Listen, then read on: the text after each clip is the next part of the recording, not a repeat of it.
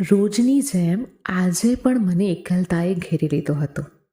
એને ગયે આજે અઠવાડિયું વીતી ગયું હતું, પણ હું મારી જાતને એના વિરહના દુઃખમાંથી બહાર નહોતો કાઢી શક્યો.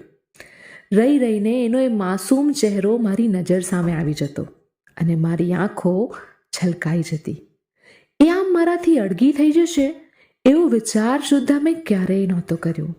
મારું જ ઘર મને જાણે ખાવા દોડતું હતું. એના વગર પણ જાણે આખું ઘર એની યાદોથી ભરાયેલું લાગતું હતું. એની યાદોની છુપી હાજરી મને વધુ વ્યથિત કરી રહી હતી.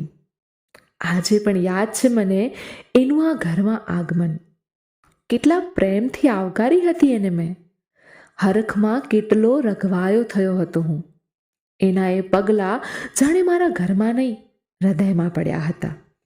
એના એ પગરવથી મારું દિલ ક્યારે એના વશમાં આવી ગયું એનો મને જ ખ્યાલ ન રહ્યો. કેટલી વાતો કરતો હું એની સાથે.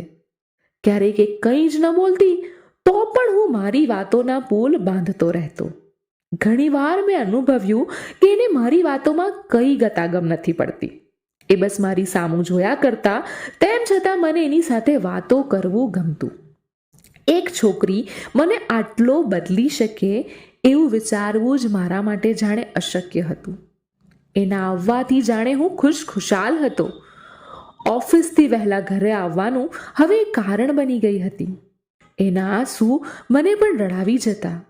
મારી આંખનો ભીનો ખૂણો બનતા એને ક્યાં વાર લાગી હતી. પહાડ જેવો હું એની સામે જાણે નાનકડી કાંકરી બની જતો. મને આમ બદલાયેલો જોઈ મારા પરિવારને પણ આશ્ચર્ય થતું, પણ એ આશ્ચર્યને હરખમાં ફેરવાતા વાર ન લાગતી. મારા આવતા વેત પાણીનો અડધો ભરેલો ગ્લાસ લઈ એ મારી સામેના અઢળક સવાલોના વંટોળ સાથે ઊભી રહી જતી અને શરૂ થતી એના સવાલોની વણઝાર. એના બધા જ સવાલોના જવાબ આપવો એ હવે મારું ગમતું કામ હતું. એને સવાલ કરતા જોઈ રહેવું મને ગમતું. એના કપાળ પર સવાલ પૂછતી વખતે ઉપસતી આડી અવડી રેખાઓમાં જાણે હું ખોવાઈ જતો. એના વગર મને જાણે ગળે કોળિયોય ન ઉતરતો અને એ વાત જાણે બરાબર જાણતી હોય એમ રોજ જમવાના સમયે મારી સામેની ખુરશી પર આવીને ગોઠવાઈ જતી. માસૂમિયત નીતરતા એના ચહેરાને જોવામાં જ ક્યારેક 2-3 રોટલી વધારે ખાઈ જતો અને મારી આવી હાલત પર જોર જોરથી હસવા લાગતી. રાત્રે મારી બાજુમાં જ સૂતેલી કંઈ કેટલાય ગોળ ગપાટા કરતી એને હું જોઈ રહેતો. ક્યારેક વહાલથી મારે માથે હાથ ફેરવતી તો ક્યારેક મને ગલગલિયા કરતી. એના સૂઈ ગયા બાદ પણ એના ચહેરાને મોડા સુધી હું નિરખ્યા કરતો. ધીમે ધીમે દિવસો પસાર થવા લાગ્યા. હવે મારી વાતો ઓછી અને એની વાતો વધતી ગઈ. એના સવાલોના જવાબ એ ખુદ શોધતા શીખી ગઈ હતી. મારી સાથે મન ખોલીને વાતો કરતી, એની મૂંઝવણ મને જણાવતી અને હું એની દરેક મૂંઝવણ ઉકેલવા તત્પર રહેતો. એના હસતા ચહેરા પર ક્યારેક ચિંતાની એકાદ રેખા મને હચમચાવી મૂકતી. હવે તો એ મારો ચહેરો વાંચતા શીખી ગઈ હતી. મારી એકાદ મૂંઝવણ એને પણ એટલી જ ઢંઢોળી નાખતી. મારો ક્યારેક ગુમસુમ બનેલો ચહેરો જોઈ એ રડી પડતી. મારી આગળ પાછળ ફર્યા કરતી.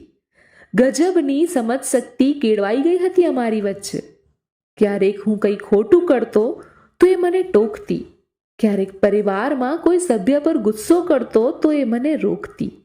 ક્યારેક ગુસ્સામાં થોડું ખીજાતી પણ ખરી અને એના એક ચહેરા પરનો એક કૃત્રિમ ગુસ્સો જોઈ હું હસી પડતો. મને હંમેશા એમ થતું કે હું એને ખૂબ જ પ્રેમ કરું છું, પણ દિવસો વીતતા ગયા એમ અનુભવ થતો ગયો કે એ મને મારા કરતાં બમણો પ્રેમ કરે છે. મારી એક એક જરૂરિયાતની એ ખૂબ જ કાળજી લેતી. મને રાત્રે ક્યારેક ઊંઘ ના આવતી તો મારી સાથે બેસીને મોડે સુધી વાતો કરતી. એ ખરેખર મને ખૂબ પ્રેમ કરતી. પણ હવે શું? આખરે તો એ ચાલી જ ગઈ ને મને મૂકીને. અને હું પણ કેટલો સ્વાર્થી. મેં એને જવા દીધી. એને મારી પાસે રોકી લેવાનો એક નિરર્થક પ્રયત્ન પણ ન કર્યો મેં. મને મારા એની યાદમાં સરી રહેલા આંસુ નાહક લાગ્યા.